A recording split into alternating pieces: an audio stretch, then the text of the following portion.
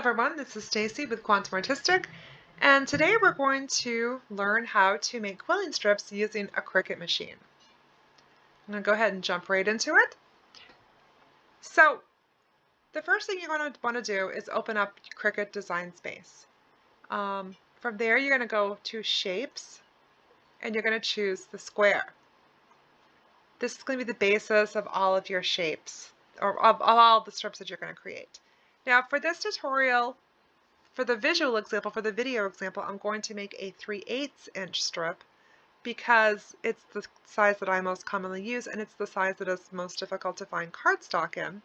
But I will give you instructions on my Patreon and in the Quantum Artistic Paper Art group of the sizes to use, sizes and quantities to use for the other size strips. I just want to do one solid example and then we can go over little finer details later.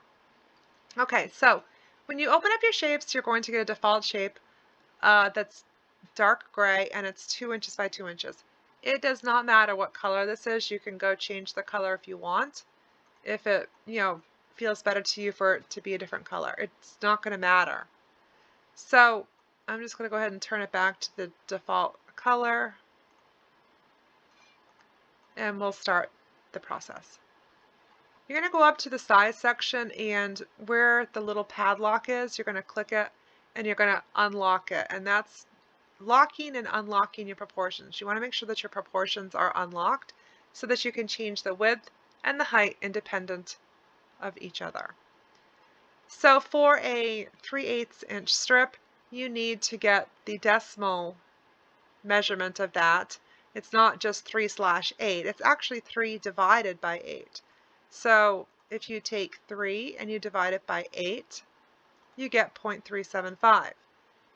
0.375 is the decimal width of a 3/8 inch wide strip. So in the width section, you're going to delete the 2 out and you're going to go 0.375. You're going to hit enter and you'll notice that your square just got really skinny. Too bad that wouldn't happen in real life. I'd like to 0.375 myself. If it was possible. Alright, so in the height section, we're going to want to change this to 11.5 inches. Why do we do that? Because Cricut paper, and I'm going to use the default of this as Cricut cardstock, which is 12 inches by 12 inches. The longest length you could cut on a 12 by 12 mat out of a 12 by 12 sheet is 11.5 inches, so it's 11.5. I'm going to go ahead and hit enter. And you'll notice that your strip just got really strong. I'm going to zoom out a little bit so you can see the entire thing. Okay, so now we have one strip created. This is a 3/8 inch strip by 11.5 inches long, which is more than adequate for anything that most people will be doing.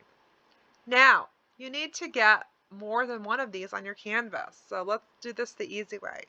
I'm going to hop out here to my, oops, I don't have it open. Of course not. I'm going to edit this out. Oh, I do. I have it open right there.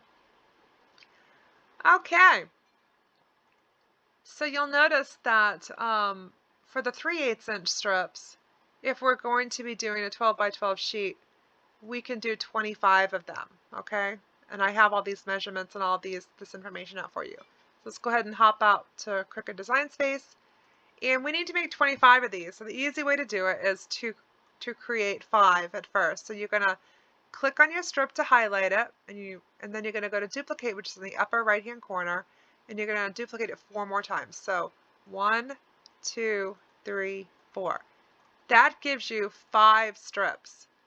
5 times 5 is 25. So what you're going to do is you're going to left click, drag and hold to select all 5 of those strips at the same time. See how they're all grayed out right here? That means they're all selected. So you're going to hit duplicate. When you duplicate it, you're going to get 5 more strips. So that's 10. And then if you duplicate it again, you're going to get 15. If you duplicate it again, you're going to get 20. And if you duplicate it again, you're going to get 25. That's 25 strips.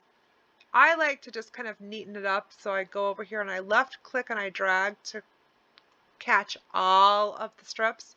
And I go over here to align, and I line them by the top, and then I distribute them horizontally.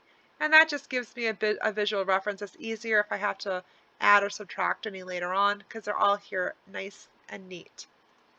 Now, for those of you who want to just go ahead and cut this, I'll recommend that you save it first because if something happens, you're going to want to be able to go back and retrieve this file.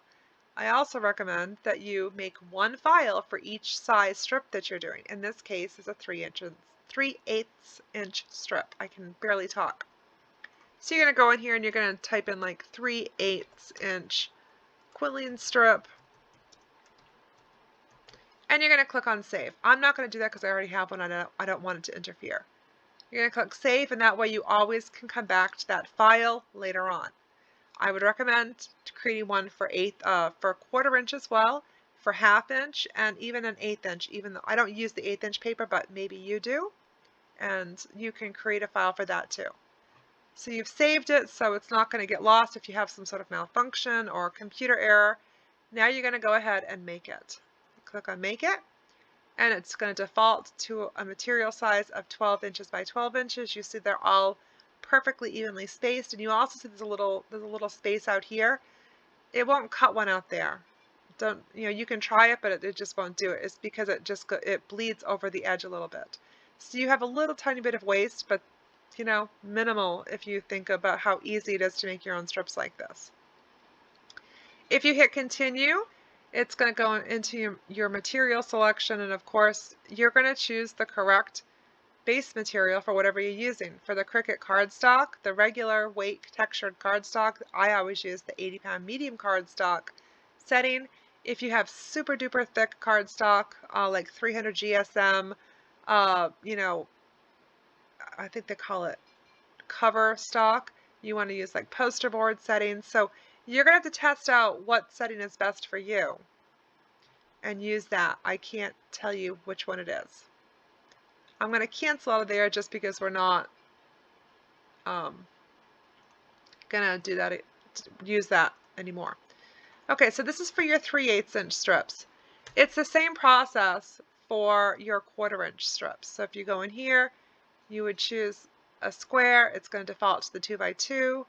If you look at my Patreon reference or my Facebook art group reference, the 1/4 inch strips, if you're doing a 12 by 12 sheet, you can do 36 of them. So we hop back out here to Cricut Design Space. A 1/4 inch strip is 0.25 inches, and we're going to unlock the dimensions and we're going to turn it into 11.5 inches. Remember, we can fit 36 of these on a 12 by 12 sheet, so we would want to do multiples of 6 because that's probably the easiest. So we would duplicate this 5 more times. So 2, 3, 4, 5, 6. We've got 6 strips. 6 duplicated is 12. 6 more duplicated is 18. 6 more duplicated. Okay. And then after you've duplicated that stack of 6 times, you have 36. Of course, there are other combinations. You could have made 12 and done it 3 times. You decide the multiple that you want to use. I'm just trying to make things simple. There's your 36 strips that will fit perfectly on a 12 by 12 sheet. You can go up here and align them to the top and distribute them horizontally, just so they're easier to work with. If you go to make it, you'll notice that it's just 1 sheet and not 2 because it's perfectly sized. Same thing goes for the 1/8 inch strips. The 1/8 inch strips, let me hop out here, you can fit 52 on a 12 by 12 sheet, and I also have given you the measurement for the width of the 1/8 inch strip, which is 0.1. Oops, I'm sorry, I think I calculated that wrong. That'd be 1 divided by 8. It's 0.125. So on these, it will be correct when it's actually on the Patreon page. So 0.125 is the measurement of the 1/8 inch strips. Let's go ahead and zoom out here. And I would again recommend going up here and saving this, the new size as I'm sorry, this is 1/4 inch quilling strips, blah, blah, blah, blah. Blah, blah, blah, blah, blah. Okay?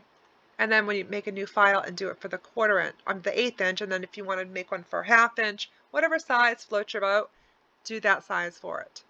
I've also included over here a mixed sheet measurement. So if you wanted to do one 12 by 12 sheet of several sizes, it will fit 12 3x8, 12 1/4, and 10 1/8. That's an option for you, or you figure out your own combinations. I'm just giving you some starting points. I've also given you the number of strips that will fit on a 9 by 12 sheet and an 11 by 17, which are the two most common sizes that you're going to see. I may later on go in and do like an 18 by 24, if I decide to improve the tutorial at a later date. So I'm going to go ahead and paste this on, or I'm going to upload this on my Patreon. I'm also going to put it on my Facebook group page. If you haven't joined, please do so. I'm going to be doing weekly tutorials, tips, tricks, and fun things, projects from start to finish, lots of live quilling demonstrations for those of you who are interested. So anyways, there you go. It's a quick 10-12 minute video that shows you how to make your own quilling strips. I am interested in hearing any comments, questions, suggestions, or even for this particular tutorial, or even for future tutorials. So don't be shy. Let me know what's on your mind, and I'll talk to you all soon. Thanks so much.